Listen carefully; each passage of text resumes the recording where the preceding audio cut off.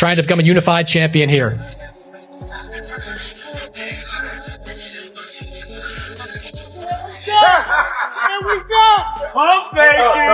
Promise. I fought every style. What, all right. What can you bring to the table? All right. What can you bring to the table? You'll see what the 23-year-old brings to the table June 27th. You can ask one of your sparring partners. He knows. Who? He knows. He's sitting right in front of you. Only one that has 2 belts in the division. You want these. I don't need to fight you. I could have fought anybody else. No, you're absolutely right. You ain't have to fight me. You could have fought somebody else. But I'm just saying, if you believe in yourself that much, I believe in myself. If the roles were reversed, I would have did the same. If you was a challenger and I had the belts, I would have took the 55-45. Yeah. The tension between Jaron Ennis and Xander Zayas reached a breaking point when Ennis suddenly lost his composure and shoved his rival during a heated press conference. In an instant, the atmosphere changed completely as tempers flared and any sense of respect vanished. What began as a routine promotional event quickly erupted into a fiery confrontation, with both fighters refusing to step back as the intensity continued to rise ahead of their highly anticipated clash. Touch him all you want. That's the closest you're going to get to. Bro, I'm going to cook you bad. Real bad. Make sure you ready, though. I'm always ready. Make sure you ready. Undefeated, 35. And you not even big. A lot of smiles right now, but no smiles in the ring in June when these two go at it. It is going to be a physical fight between Xander Zayas and Jaron Ennis. Second fight. Them things come back home to me. Touch him one more time. Last time you're going to touch him. Last time you're going to touch him. What you going to do? You ain't going to do nothing? I ain't going to do nothing. Go do nothing. Yeah. What's up? Yeah. The press conference lays the groundwork for an intense rivalry as both fighters boldly measure themselves against one another and show no willingness to offer respect. I mean, he's never faced an athletic fighter like me either. I'm as tall as him. I'm as fast as him. I'm as strong as him. And I'm going to show him June 27th. Butch, what do you think your advantages are going to be in this fight?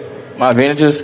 I'm going to do whatever I want. Straight like that. Like, there's nothing he could do to stop what I'm doing. Like I said before, he's a good fighter, but it's levels. It's really levels to this game, and I'm going to show him. All right. Both men are convinced they are equal to or better than the other in every department, including speed power and overall ability. That belief has turned the matchup into a battle of confidence, with each fighter already talking as if victory is guaranteed and complete control is only a matter of time once the fight begins. Watch this. On fight night, make sure you be ready. And like I said, bro, I'm not going to miss. That head that you got, I promise you. That's crazy, bro. I promise you. That joint crazy. It's like you said, it's boxing. We going to get hit. We going to get hit. You get hit too, and you get hit flush. And I've seen it. I've seen you being hurt. Never. Right. I haven't been hurt. I haven't been hurt. You haven't not seen me hurt. I'll show you some highlights later. Yeah, show me some highlights later. Please do. I seen you get hurt for sure. Yeah. By one time. Yeah, by regular people. By D+ fighters. Yeah, one time. Yeah. And he wasn't even hurt. He wasn't even hurt. Listen though, you getting better. Yeah. Like I said, it's levels, bro, and I'm gonna really show you. It's all right. I'm really gonna show you. Please work on moving your head though. The exchange gradually moved toward the breaking point that ultimately led to the shove as Jaron Ennis kept up constant verbal pressure and never allowed Xander Zayas to find his footing. His repeated remarks about Zayas being hurt combined with his unwavering confidence and confrontational attitude only intensified the situation and raised tensions throughout the room. The atmosphere became increasingly tense as frustration continued to grow until emotions finally reached their limit. That boy.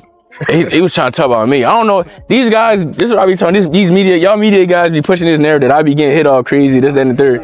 But if you watch these guys, yo, when I tell you these boys be getting hit clean, I'm talking about clean. They live out the ring with hickeys, knots, cuts, bleeding.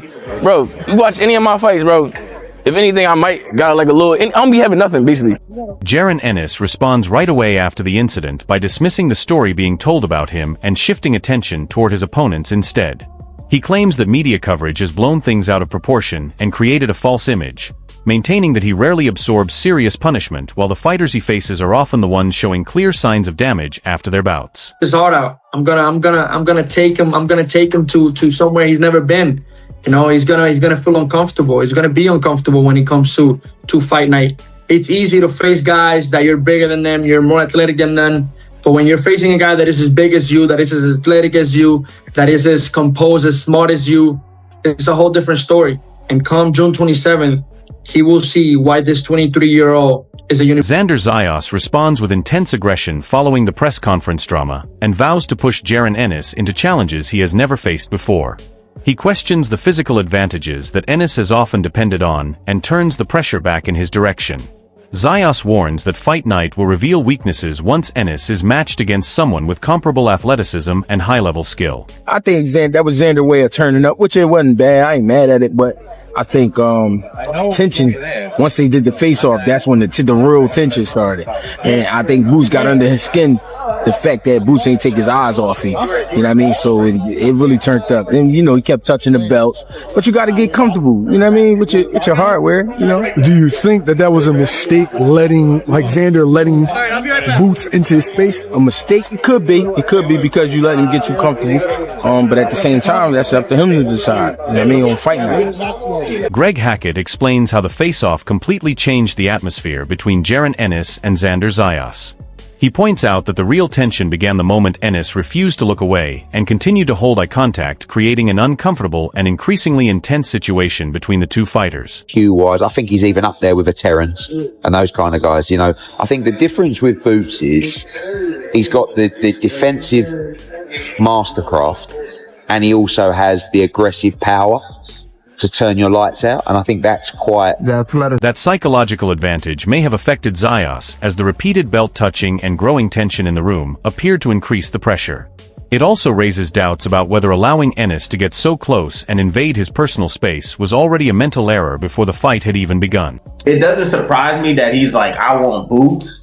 He's always said that he wanted to fight Boots. He's always said and told me that he's always wanted to fight Virgil Ortiz. He said he was like, I'll beat, Fedora. he said that too. He was like, I'll beat Fedora. I'll beat him right now, But I feel like from a talent standpoint, and he is talented as well. Xander has a really boxing high IQ.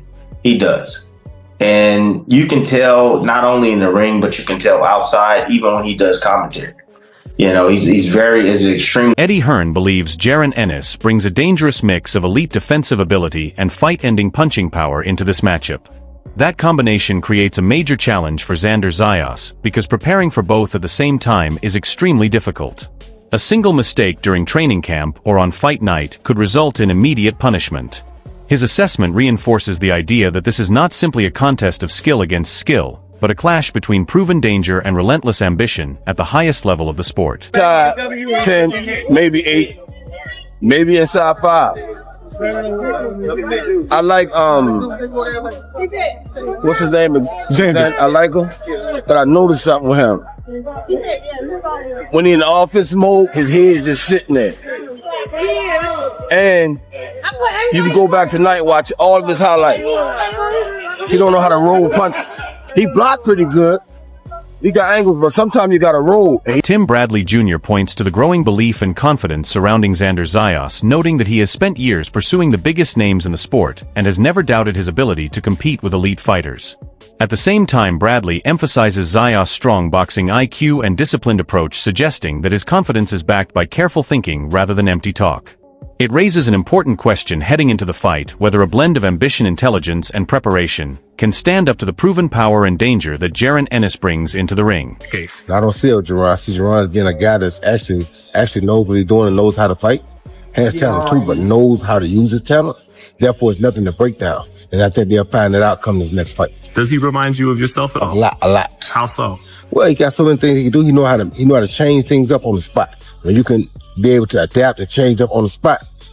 Coach Kenny identifies a significant technical weakness in Xander Zayas' style, suggesting that his habit of remaining stationary during exchanges could prove costly against a fighter as precise and explosive as Jaron Ennis. If Zayas is unable to adjust defensively or react effectively under pressure, that vulnerability could be exposed to the highest level and quickly shift the momentum of the fight in Ennis' favor. Boots, he already won.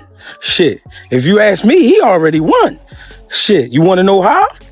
It's a little lesson in manipulation.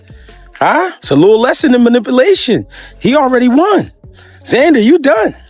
I done seen enough. You done. Roy Jones Jr. offers strong praise for Jaron Ennis, describing him as a fighter who not only possesses exceptional talent, but also knows how to use it effectively in real fight situations.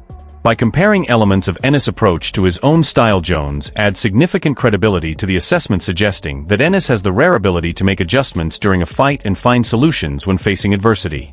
That level of recognition reinforces the view that Ennis is one of the most difficult and dangerous challenges for anyone in the welterweight division. Legend, man. I have a great relationship with him, and obviously those words mean the world to me. From somebody like him, what he means to the island and to boxing, it's amazing. So again, like he said, I could fight, I could box, I could do it everything in there. And inside that ring, I'm the natural 154 pounder. So I've been here for a long time. I'm here to keep taking over the division. Greg Hackett offers a harsh assessment suggesting that the mental battle may already be leaning in Jaron Ennis' favor before the opening bell has even sounded.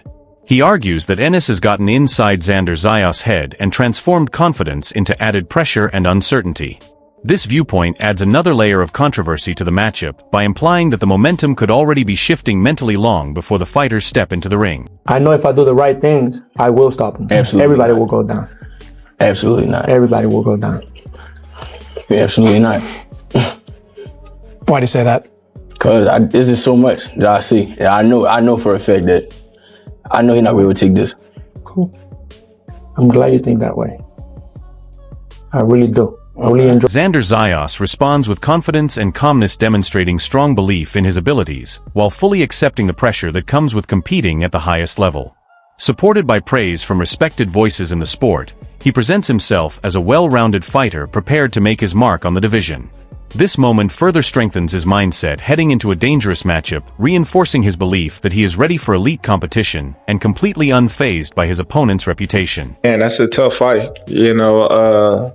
especially for Xander at this point in his career, but it shows his heart and his confidence, that he have in himself, and he's ready to go make history for his country, and he's going to do real well in that fight. I just think, right now, it's a little bit too early for him.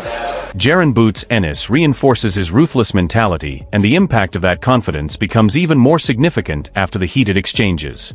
He is not simply focused on winning rounds, but is openly talking about finishing every opponent placed in front of him. That level of self-belief puts real psychological pressure on Xander Zayas, because it suggests Ennis fully expects his opponents to break down once the fight unfolds. Even the way he delivers his message makes it seem as though he thrives on criticism and doubts from others. This is where the story becomes more compelling, because confidence of that magnitude can either lead to complete dominance or turn into overconfidence when faced with serious resistance. The matchup suddenly feels less like a battle of skill alone, and more like a test of which fighter can stay mentally strong when the pressure reaches its highest point. So it's hard to really go against Boots because on that one with specifically Xander, I feel Xander's still young, Boots is a lot older and has a lot more experience. Terrence Crawford offers a calm but realistic view of the matchup, describing it as a major step up in competition for Xander Zayas. While he acknowledges Zayas' confidence and ambition, there is also a noticeable concern regarding his level of experience and whether the timing is right for a challenge of this magnitude. An opinion like that carries significant weight because it comes from a fighter who understands what it takes to perform under elite pressure. His assessment suggests that natural talent alone may not be enough when facing an opponent of this caliber at such an early stage. It slightly changes the perception of Zayas, presenting him as courageous and willing to take risks, but also raising the possibility that he may be entering a fight where experience could ultimately make the difference. Love about the fight is Xander is big, young, strong, skillful, and he not afraid. Boots, we know he trying to bring everything to the table, the speed, the power, just the lights. He bringing everything to it. I think it's a great test for Boots because this is a guy who you could say is durable. You could say he's durable because he's never been stopped. I never even seen him go down. You know what I mean? So it's not like we talking about a chump. You know what I mean? He come in to fight. And I think this kid being young will make him dangerous. Him being young, energetic, and then a big guy. He got real good size to him. You know what I mean? Strong guy. And I think that right there enough is going to make it a great fight. Rolando Romero delivers a blunt and straightforward warning that changes the tone of the matchup, focusing on the experience gap between the fighters. He argues that Jaron Ennis has faced tougher situations, seen more styles, and is better prepared for the chaos that comes at the elite level. That kind of edge is often what separates contenders from true champions when the pressure is highest. While Xander Zayas is still respected for his youth and natural talent, the main concern is whether he can maintain composure under sustained pressure against such a polished opponent. As these opinions build up, the fight begins to look less like a simple contest of skills and more like a clash between raw potential and proven experience, raising the stakes even further as fight night approaches. Xander's the best guy out of everyone that you've fought so far. I mean, obviously you haven't been in the ring with him yet, but are you expecting that at least? I mean, I can't really say like you said because I haven't been in the ring with him, so I don't know. Yeah.